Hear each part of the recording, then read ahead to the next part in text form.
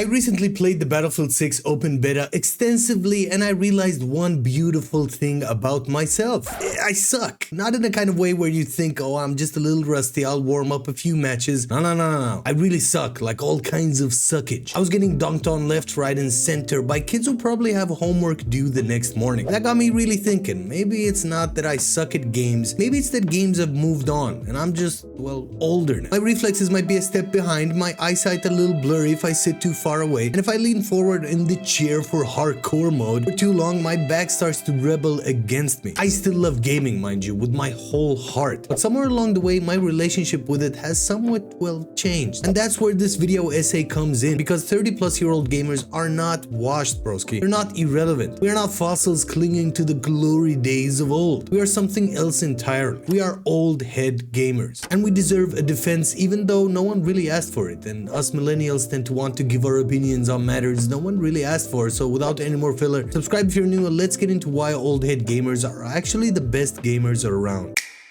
Here's the truth, man. Back in the day, we lived and breathed games. We had the energy, the free time, and the friends that were online for all hours. Halo 2 lobbies were our second homes. Battlefield Bad Company was the place to go for all things dunkage. We could play until 3 AM, get 4 hours of sleep, and still drag ourselves to class or work the next morning like it was nothing. We had youthful reflexes, faster hands, and a metabolism that forgave all those energy drinks and sugary products we pounded down for breakfast, lunch, and dinner. Fast forward to today in 2026, and life is, well, a bit different. My thumbs do not move the same speed anymore, and my brain has a noticeable lag when I see someone bunny hopping across the screen or gliding behind corners. I literally can't grind leaderboards for 16 hours straight anymore, and while that may have bothered me in the past, it does not bother me anymore. In fact, I think it's kind of beautiful, because while I was getting absolutely destroyed in that Battlefield 6 beta, I also realized something else. I do not crave this kind of competition anymore. I do not need to prove myself against kids who are cracked out of their minds on reaction times, and G Fuel sponsor me, by the way. I have literally no desire to spend my evenings getting demolished over and over again just to maybe win one sweaty round of online shoosting. Instead, what I want is immersion. I want comfort. I want worlds that reward my time instead of draining it, which is why I find myself sinking deeper and deeper into my favorite genre of gaming, and that's RPGs. RPGs feel like, well, home now. They are slower, more deliberate, more rewarding in ways that match the real life stage that I'm in now. They give me story, they give me characters I can grow with, and they gave me choices that actually matter, and not just seasonal passes or outfits that make you look like Nicki Minaj or some dumb shit like that. They give me experiences that I can savor at my own pace, rather than demanding lightning quick reactions every second that I'm alive in game. Switching from fast-paced shooters to RPGs now is like going from driving fast cars in my youth, always redlining the engine, to driving slower, more comfortable cars with soft suspension and a seat that has that weird low back support thing. Man, that thing is a lifesaver. It's a gift from the heavens themselves. Back then it was all about speed and adrenaline. Now it's all about comfort and appreciation. It's about enjoying the ride, however long it may be. And I gotta pause on that. Just like I no longer want to be out every Friday night until dawn chasing chaos and noise, I no longer want to chase sweaty online lobbies either. I would rather be at home with a good drink, a comfy chair, and a 100-hour RPG that I can slip into like a warm blanket. That's not falling off. That's the literal evolution of being a gamer. Now, some people online love to clown on us old head gamers, admittedly. We get called washed, we get called boomers, we get told to hang it up. I cannot tell you how many times I have seen some teenager on Twitter or Reddit confidently type out, "These old guys just can't keep up anymore." Like, yeah, thanks, Timmy. I'm sure your Fortnite building skills are incredible, but wait until real life hits you with full-time jobs, a mortgage, and knees that sound like bubble wrap every time you stand up. We will see how sharp your reflexes are then, buddy. And I gotta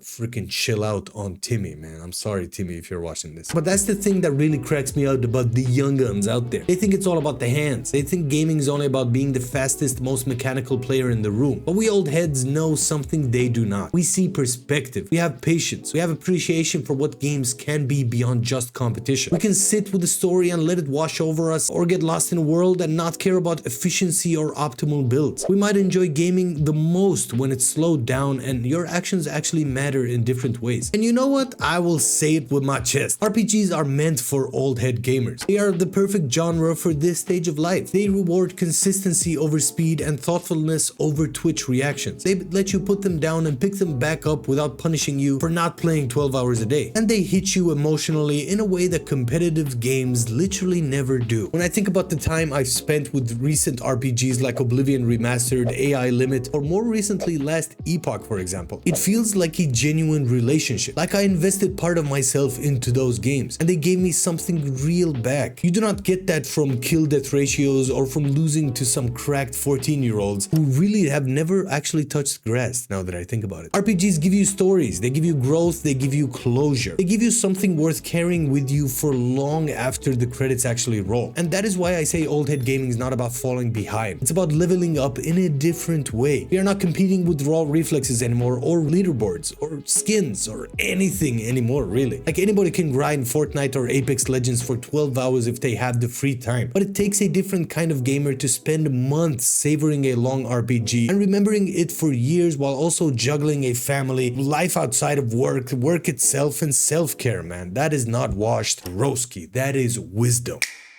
Now, if I'm being honest, maybe part of this is also elite level copium, because while I had a bunch of fun playing the open beta, well, I got dunked on heavy this last weekend. I cannot hang with the Zoomers anymore, and I really know it. I could try to practice, I could try to grind my way back up, but deep down, I'm not even sure if I want to do that anymore. Like, I'm happy where I am at this moment in time. So maybe I'm just coping with my loss of skill by romanticizing RPGs, maybe. But if that is copium, then I'll happily inhale it because it tastes super sweet. And here's the part I want to make clear. Old head gaming does not mean giving up. It does not mean stepping away from the hobby or changing your genres in general. It means embracing gaming in a new way, one that really fits where you are in life. It means finding joy in slower genres or in comfort games, in experiences that fill your soul instead of draining your reflexes. It means knowing your time is limited and choosing games that respect that time regardless. Because at the end of the day, man, gaming is not about keeping up with the kids. It's about love. And I love RPGs now more than I ever loved those sweaty lobbies. They bring me a kind of comfort that is hard to even put into actual words. When I boot up a new RPG, I know I'm about to spend hours in a world that feels like mine. I know I'm going to connect with characters, explore places, and feel things that will stick with me for a long time to come. And that is the kind of gaming that matters to me now. So yes, I do suck at Battlefield ultimately. I suck at keeping up with the young guns out there. I suck at trying to be who I was when I was 18. But I am great at being who I am now. An old head gamer, yes, and honestly, I would not trade that for anything. That pretty much wraps it up for this video. I hope you did enjoy it. If you did, man, like the video, subscribe if you haven't already, and comment, man. Let me know what RPGs you're playing right now. Let me know what genre is your favorite genre. And if you're into online shooters as well, man. Any and all comments take this video a long ass way into the greatness of the tubes, man. So I'd love to hear your thoughts. Check out this video right here to watch me ramble on more about actual games, not the concept of playing RPGs, man. I hope you have a great day wherever you're from, whichever time of day you watch this at. I've been your broski, and I don't really know how to end this video, so I'll just say keep on trucking my dudes. A peace.